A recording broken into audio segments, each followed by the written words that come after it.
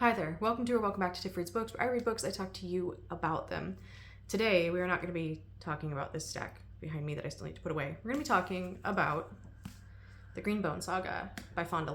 This is Jade City, Jade War, and Jade Legacy. This is a trilogy that started, I believe, in 2021. No, it ended in 2021, I think. It's a little bit older. It's not quite brand new, but it's still fresh, and a lot of people are still reading it and talking about it. It just recently got these really new covers from the Broken Binding. I'm not super partial to them. I like these, but it is still a popular book series. So let's talk about it. I have some notes with me, so I may look at them periodically because I have read this series over the span of a year. I have some opinions.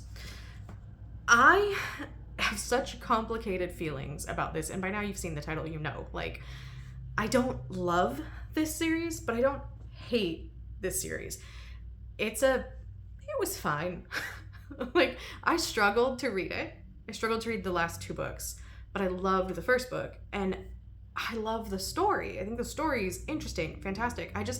The writing in me, we did not get along at all. We just did not get along. So a brief overview of the Green Bone Saga by Fonda is that this is set in modern times, modern meaning 70s to 90s, I guess. Well, modern, I think modern was 50s to 60s, if you think about modern furniture, right? So a little postmodernism.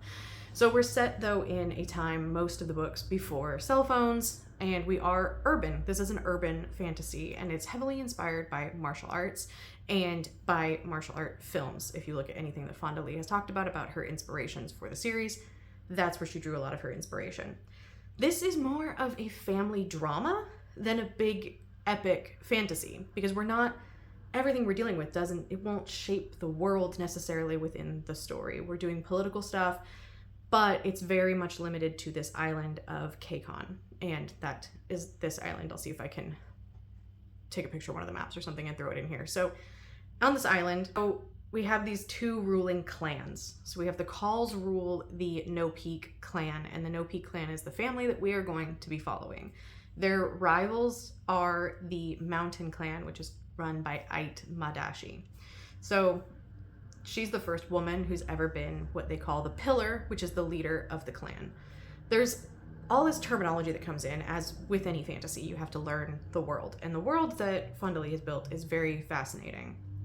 Green Bone refers to someone who wears jade and is reactive to bioreactive jade, which is a term we learn in I think maybe the end of the first book, but really gets used a lot in the third book. So bioreactive jade is essentially a jade stone that specific people can wear, and they are sensitive to it, and it gives them additional powers. There's strength, and all of these are capitalized because it's a thing that they'll be using, so it can increase their strength.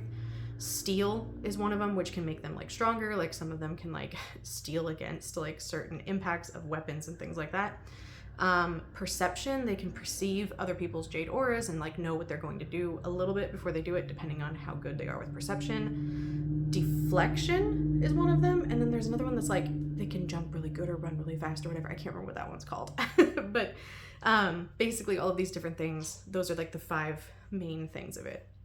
Each of the 2 clans has a school that they send their kids to, so that their kids can learn to use jade, and then they come out with 1 to 3 stones that they get to then wear, and then they have to earn their jade.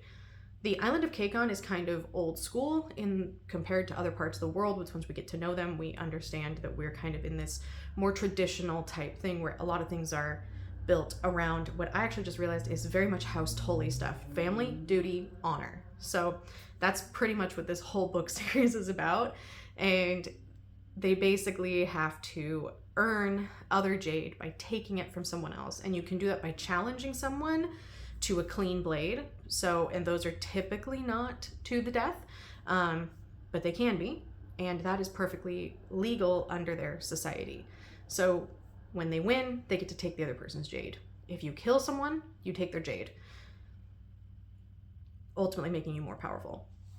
The clan pillar will always have the most jade, and they inherit their jade as well from their parents. mostly the fathers, but we are in a change of times where we actually have women who are starting to gain some power in this society. So that's kind of how the world works a little bit. Under the pillar, he will have a weatherman who is his advisor, and they run the business side of things for most part. And then we have the horn, which enforces the military side, is what they keep calling it, but it's like, it's their on the street gang members. The city of is Caicon the city? The island. Anyway, the city is divided into these different clans. Let me see if I can pull the map up of Caicon. It looks like a fetus. And the city of Janloon.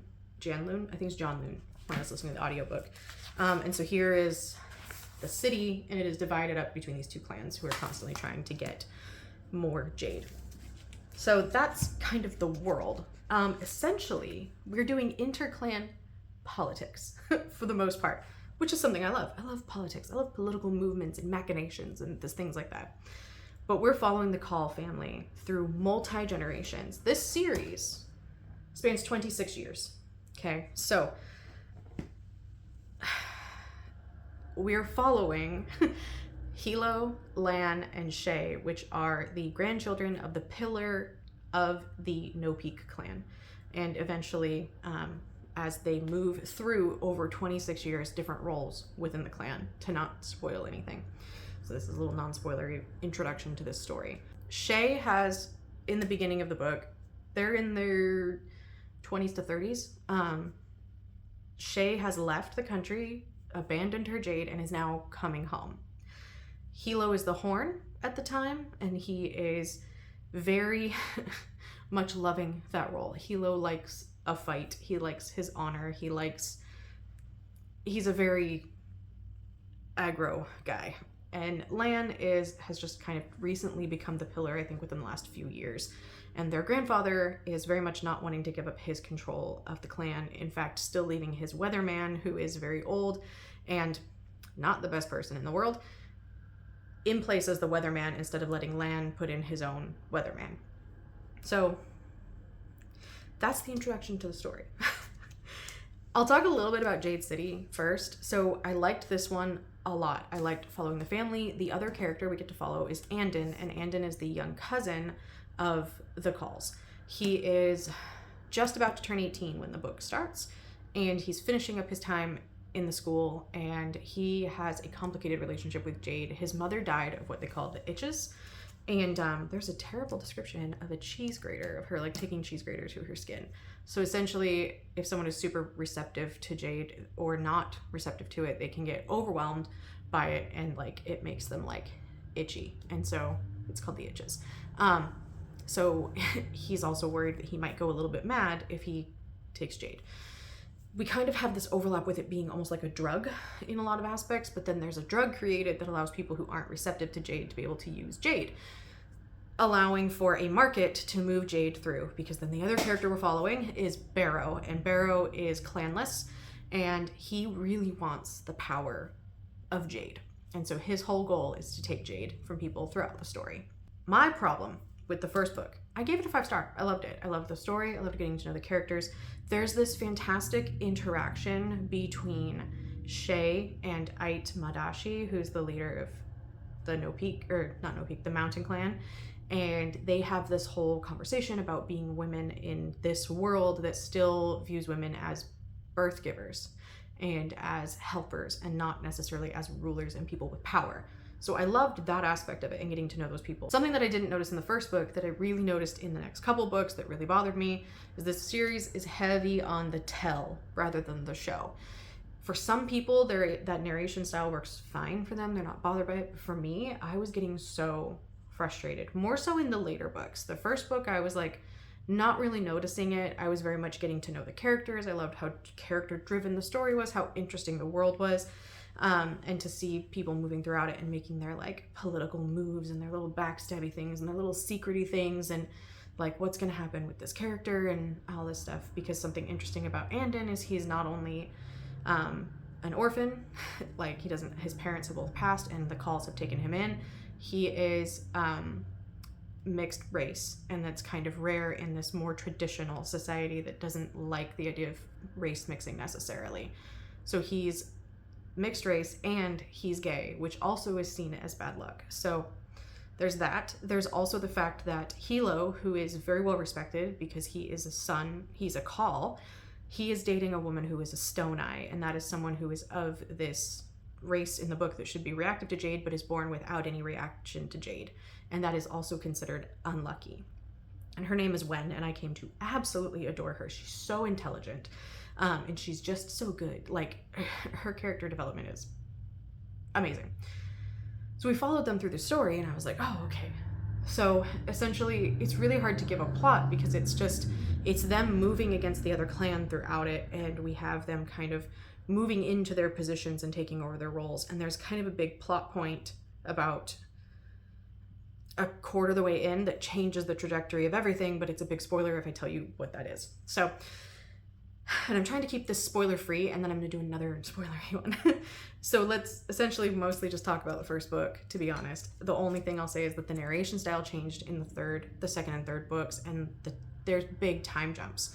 And to keep it vague, we would have something happen with this character, with any character, and it would be something that should trigger some really good character growth, and I would be like, oh yes, some character growth. And since I was listening to an audio while driving, usually I didn't know how far we were in the chapter, and then the chapter would end and it would pick up and be like 6 months later, and I was like, I don't get to see any of them dealing with this big problem that just popped up. You're just like, 6 months later they had dealt with it. And I was like, and I told one of my friends I was starting to view it as I was listening to this story that this benevolent god was telling me about his favorite little ants that he was watching, and he would fall asleep at the worst times and be like, and when I woke up, the ants had done this. And I was like,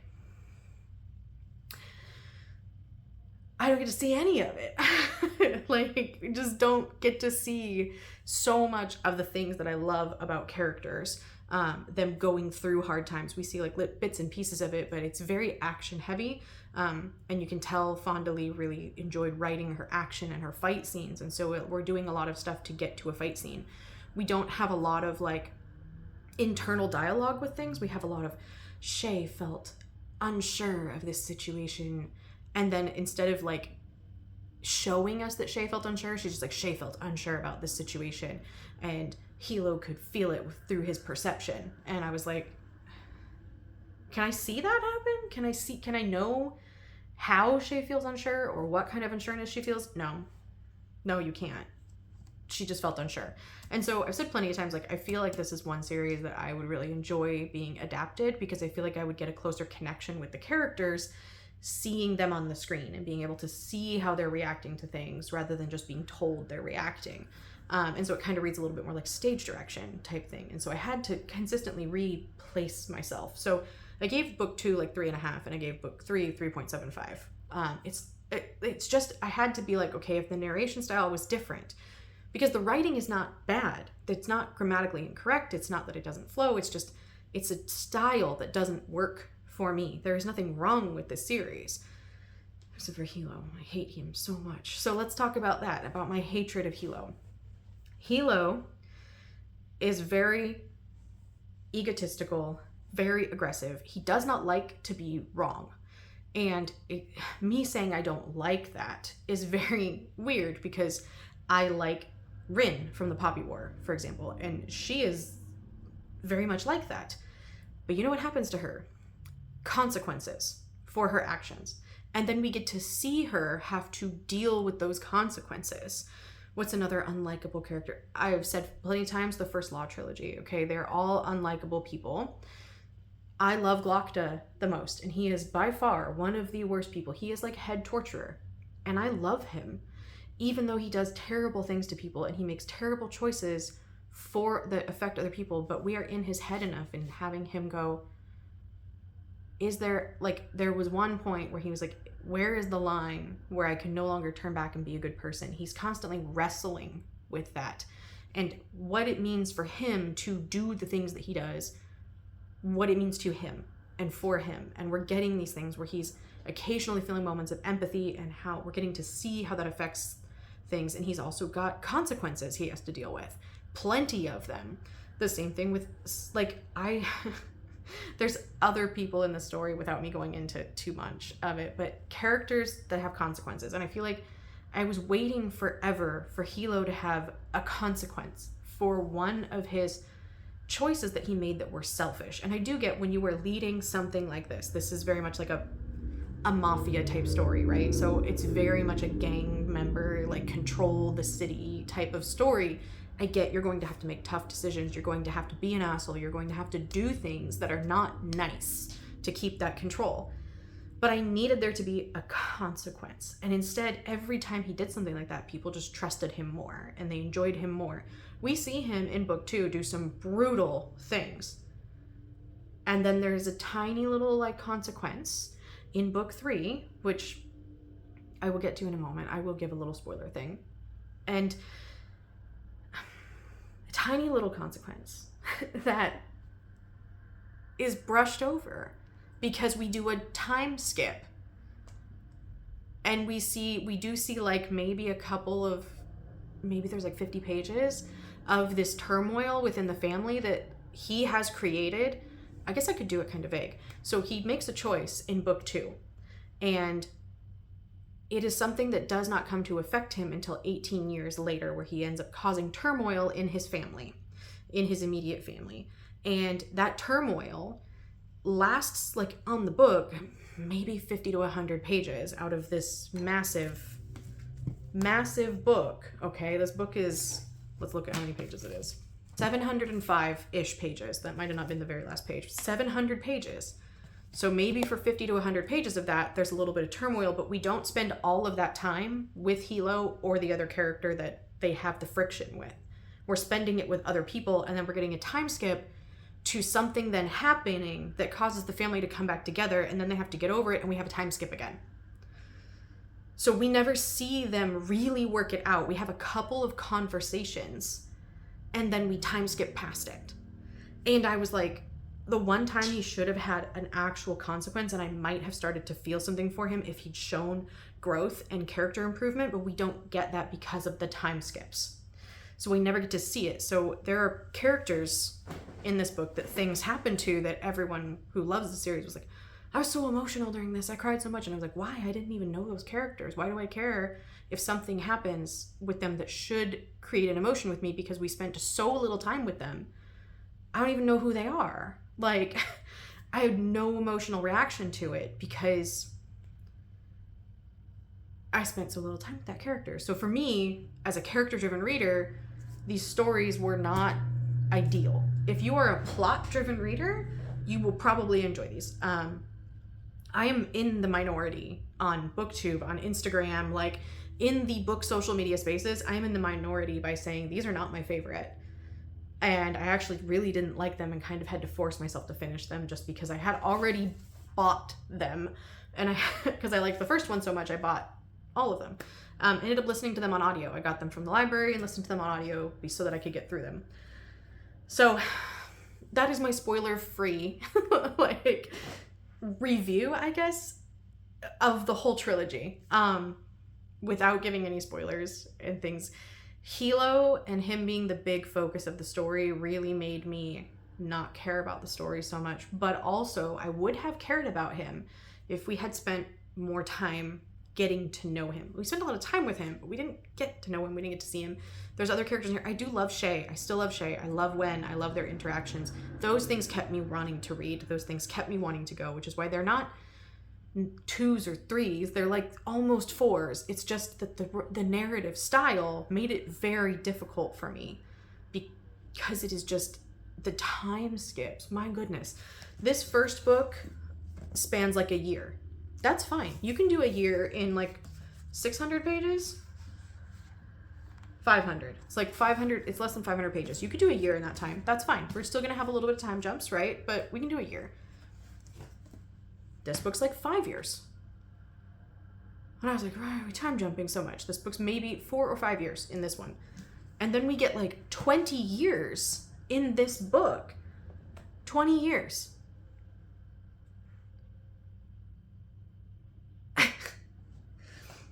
20 years, okay?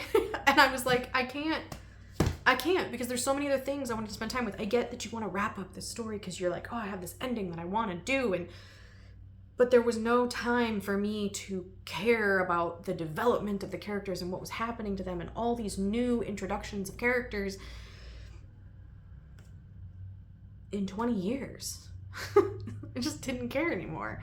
And I think I like the story. There's rumors that it may be adapted, and I would watch it. I'm not very big on adaptations. I have concerns about the Murderbot one because of this, just me being dumb. It looks fantastic, but I would actually love to see this one adapted. So hopefully that made sense. And I'm gonna go, and I'm going to. I have something I want to do with these. I'm not going to commit to it right now, but I would really like to reread these and then do a more spoilery review. And I would like to maybe do something comparing unlikable characters. I sat in at a panel at Comic-Con, at the Emerald City Comic-Con, called like Unlikable Female Characters. And they ended up just talking about unlikable characters in general, but what makes an unlikable character likable? What makes you want to keep reading an unlikable character? And for a lot of people in the room, it's the same as me. Consequences and reasoning for them to be the way that they are, and growth, character growth. Like they don't remain unlikable through the whole thing. Anyway, I may talk about that because I have some opinions. So if you like Jade City or Jade Legacy or Jade War, which one's your favorite out of the trilogy? And if you have different opinions than me, like, please tell me. I'm fine with it. I know that I am in the minority in not liking this series as much as the other people do. I think I saw Mara from Books Like Woe was also someone who said the narrative style was like, it was a no for her. So give me your thoughts. Give me your opinions. If you like this, please like it. If you want to see more from me, subscribe. I will be doing more things with this series and with other things. So I'll see you soon with something else.